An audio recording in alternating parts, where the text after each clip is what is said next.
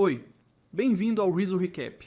1967. Após pousar na Terra após completar sua missão, a nave espacial soviética Soyuz, com o cosmonauta Vladimir Komarov a bordo, tragicamente perece. Muitos anos depois, sob a liderança do bilionário sueco Mayer, uma expedição a Marte está sendo preparada.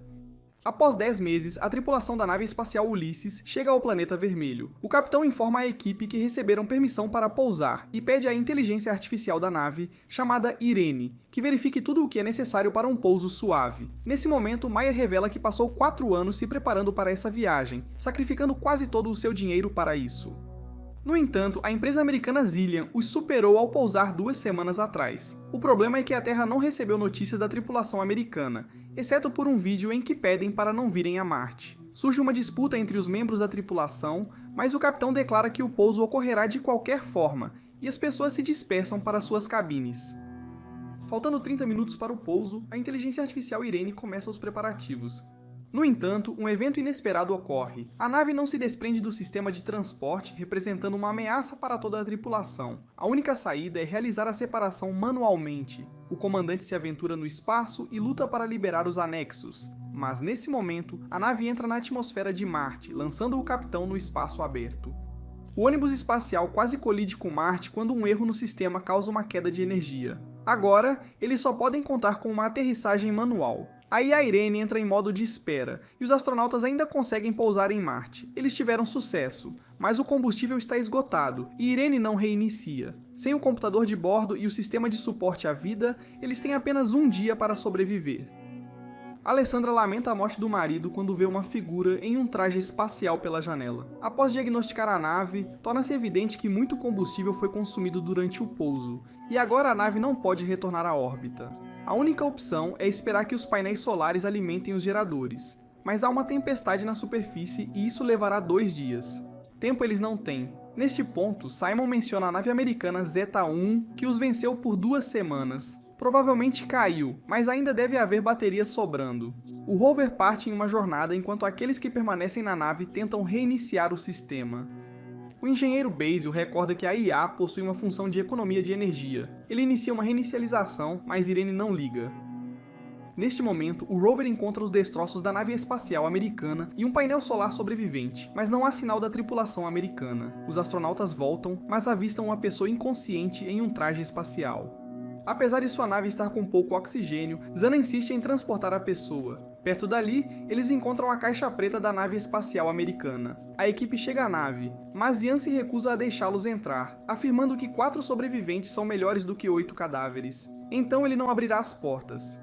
A Alessandra tenta persuadir o homem quando o astronauta descoberto acorda, e nesse momento, a IA Irene ativa e abre as portas. Após exame, o astronauta encontrado não sabe nada sobre a tripulação americana, pois é Vladimir Komarov, um cosmonauta soviético nascido em 1927 em Moscou, seguindo as ordens do governo da União Soviética. Ele não sabe como veio parar aqui, mas não está disposto a revelar nenhum segredo. Komarov responde confiantemente a perguntas que são consistentes com seu tempo, levantando a suspeita de que ele possa ter transtorno de estresse pós-traumático. Os astronautas enviam uma mensagem para a Terra e recebem uma resposta da corporação americana Zillion, afirmando que não havia russos em sua missão. A tripulação da nave espacial Ulisses tenta entender a situação. Como poderia Komarov, que morreu em 1967, acabar em Marte depois de todos esses anos? Ele é um viajante do tempo ou um extraterrestre? O psicólogo é encarregado de questionar Komarov primeiro, e ele confessa que está com fome. Jana vai buscar comida enquanto os outros tentam entender o que realmente aconteceu. Basil sugere a ideia de que Komarov estava esperando por eles. Enquanto isso, Vladimir está comendo a comida trazida por Zana quando a mulher confessa que ele morreu há 50 anos e sua família o enterrou há muito tempo. Komarov recebe essa notícia com bastante calma. Enquanto isso, o estado da nave, embora tenha alcançado a estabilidade, permanece instável porque os motores não funcionam e não há combustível. Então, partir é impossível. A tripulação continua de olho em Komarov, mas ele se comporta calmamente até que de repente desaparece. Simon procura pela nave, mas não encontra nada. É então que as pessoas descobrem que seu traje espacial está faltando. Parte da equipe segue o rastro de calor rastreado por Irene. O grupo, liderado por Simon, deixa o rover e continua a pé quando Alessandro relata que a análise de DNA de Komarov mostrou a presença de uma terceira fita. ele não é humano. E então eles alcançam Komarov, que os leva a uma estrutura desconhecida com uma pequena pirâmide de pedra sobre ela e diz a Zana que Marte tem esperado por eles há muito tempo. Ao mesmo tempo, Goldstein, o fundador da corporação Zillion, cujo navio foi o primeiro a chegar a Marte, é informado sobre a descoberta de uma pessoa no planeta vermelho que não poderia ter chegado lá naturalmente, sugerindo que ela foi criada no local. No entanto, apenas a inteligência artificial poderia sobreviver por tanto tempo em um planeta hostil para os seres humanos. Isso implica na necessidade de mais estudos. Enquanto isso, Komarov não consegue explicar como ele abriu a porta e se encontrou no local onde o descobriram. A inteligência artificial Irene realiza uma análise da estrutura e determina que ela é idêntica às estruturas da Terra das civilizações antigas. Isso significa que alguém foi inspirado pela civilização humana, ou que os humanos pegaram esses elementos dos extraterrestres. A tripulação do navio se pergunta cada vez mais se conseguirá retornar para casa quando nota a chegada do segundo navio de Goldstein. Logo, a capitã do navio, Gemma, estabelece contato e promete ajudá-los a voltar para a Terra. No entanto, Mayer não confia em Goldstein e aconselha a esconder Komarov dos concorrentes. Jana traz um uniforme para Komarov para que ele não se destaque quando os visitantes chegarem e ele pede que confiem nele. Logo, dois militares armados, Edward e Adam, chegam em seu navio e se comportam de forma bastante agressiva. Edward exige que entreguem a caixa preta do navio Zeta One e, ao não ouvir concordância, ordena que seu parceiro revistasse o navio. Mayer entrega a caixa preta encontrada e eles partem. Enquanto isso, a química Eva relata que a pedra encontrada em Marte consiste em uma liga que não existe na Terra. No entanto, é conhecida por fontes antigas e foi chamada de oricalco, o metal da Atlântida. Além de cobre, zinco, níquel e ferro, contém uma terceira fita de DNA semelhante à de Komarov.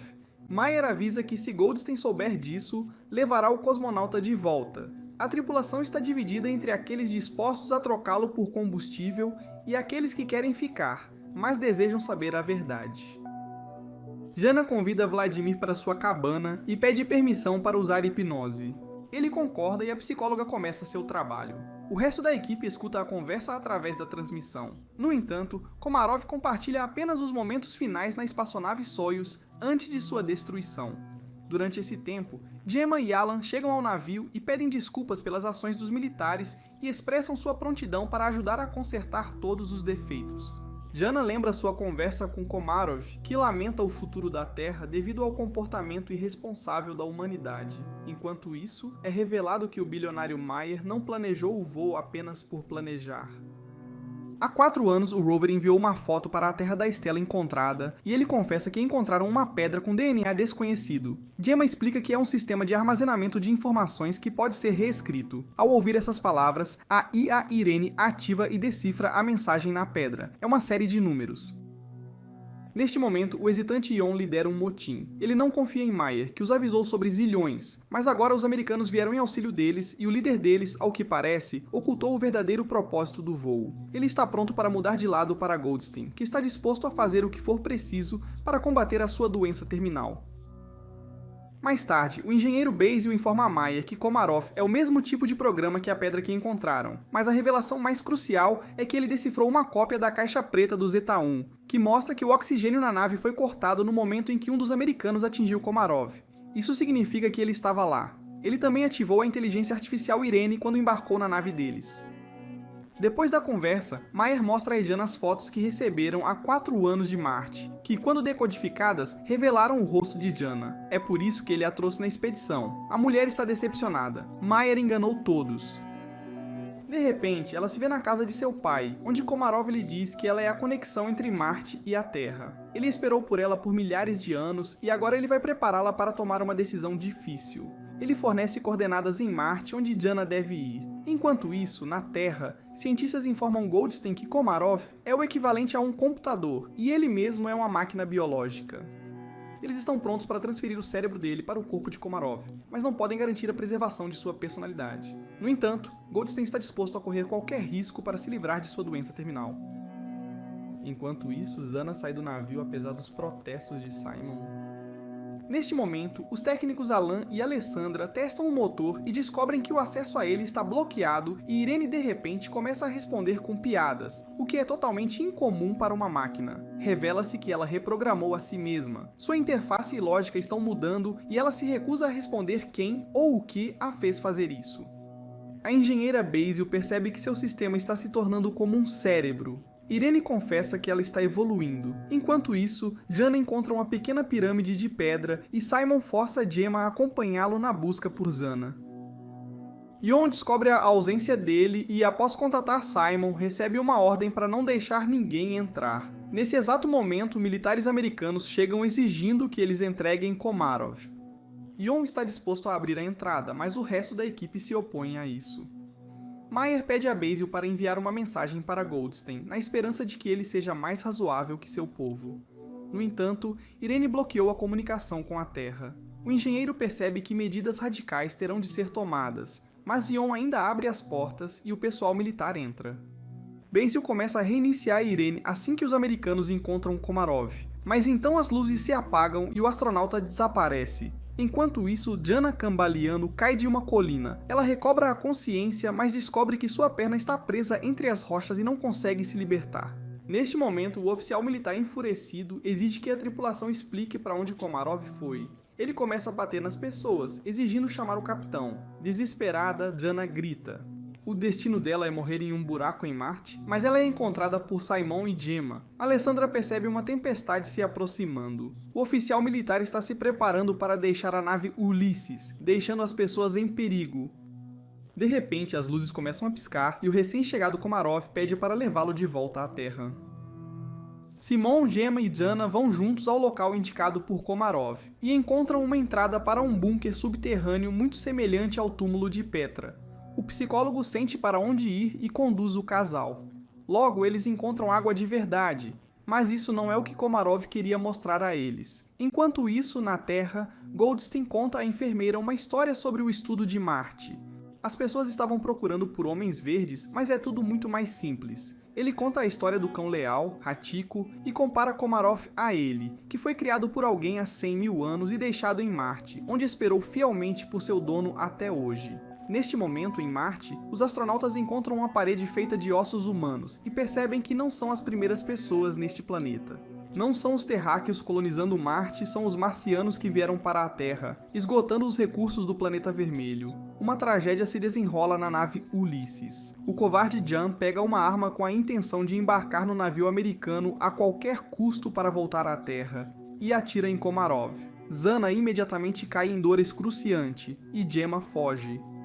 Alessandra tenta ajudar Komarov, e Simon ajuda Zana, mas o cosmonauta russo morre, e Zana também para de respirar. Então Simon remove seu capacete e, surpreendido pela presença de ar na caverna, faz respiração artificial nela. A garota recobra a consciência. Gemma caminha em direção à nave Ulysses, quando é informada da morte de Komarov e da tempestade que se aproxima. Enquanto isso, Meyer secretamente vai em busca dos membros de sua tripulação porque os americanos se recusaram a levar a equipe do bilionário de volta à Terra. Nesse momento, uma Zana em recuperação vê a luz no bunker e leva Simon até lá. Ao sair, os astronautas veem uma figura em um traje espacial à frente deles e reconhecem Komarov. Meyer encontra a entrada do bunker e alcança Simon e Zana enquanto se dirigem para a luz. Ele está maravilhado com a presença de um Komarov vivo, que de repente lhes diz que tudo terminou aqui há muito tempo. As pessoas percebem que este é o Polo Norte de Marte, mas como chegaram aqui? Komarov explica que este planeta já foi habitado por uma espécie que se extinguiu porque se desviou, e essa espécie era os humanos. Um grupo de sobreviventes se estabeleceu neste lugar, mas acabou se matando quando os recursos acabaram. O restante voltou para a Terra. Platão os chamou de Atlantes. Komarov continua a falar sobre como ele esperou por milhares de anos por Zana, que incorpora qualidades de ambos os ramos, humano e IA marciana. Apenas ela pode salvar a humanidade de si mesma. Ela deve decidir se os humanos merecem uma segunda chance. A conversa deles é interrompida pelo oficial militar que pretende levar a psicóloga de volta à Terra. O americano aponta sua arma para os cosmonautas, e Zana busca a ajuda de Komarov. De repente, o oficial militar começa a ofegar e cai. Ao retornar à nave, Simon ordena que se preparem para partir. Enquanto isso, Gemma da nave Zillian tenta contatar seus associados, mas nenhum deles responde. Ela decide voltar sozinha para a Terra. A equipe da Ulysses vai até sua nave, tentando estabelecer contato e informando-a sobre as mortes do pessoal militar, mas ela não responde. É quando Meyer começa a falar, relembrando seu relacionamento passado e confessa que não é melhor do que Goldstein, porque está disposto a fazer qualquer coisa para garantir que seu nome permaneça na história, até mesmo trair sua equipe. No entanto, ela não é assim. Ela não será capaz de viver sabendo que arruinou pessoas. De repente, a voz de Gemma é ouvida pedindo que se apressem. Goldstein ouviu que Gemma decidiu levar a tripulação do Ulysses de volta à Terra e bloqueou o painel de controle da nave Zeta 2 antes da decolagem. As pessoas no navio se preparam para sua morte iminente e Zana pergunta a Mars o que ela deveria fazer. Tudo o que ela viu e ouviu no planeta vermelho passa por sua mente, e com pura força de vontade, ela remove o bloqueio do painel de controle. De repente, um oficial militar armado aparece na frente do navio com a intenção de danificar os motores com sua arma. Simon está prestes a sair para impedir o louco, mas Zana o supera. Ela aponta a arma para o americano, mas informa que Marty será o responsável por matá-lo. O oficial militar cai. A contagem regressiva para a decolagem começa, e Zana percebe que não há tempo para voltar. Ela se despede da equipe, confessando seu amor por Simon. A nave decola. De repente, Meyer percebe que está escuro no polo norte de Marte. Isso significa que eles não poderiam estar lá apenas alguns minutos atrás. Eles realmente estavam no polo norte de Marte, mas no passado distante, quando o planeta vermelho ainda era adequado para a vida. Ao mesmo tempo, Goldstein é informado sobre o retorno da nave, e ele fica fora de si de raiva, declarando que irá a Marte ele mesmo. E é aí que termina a primeira temporada.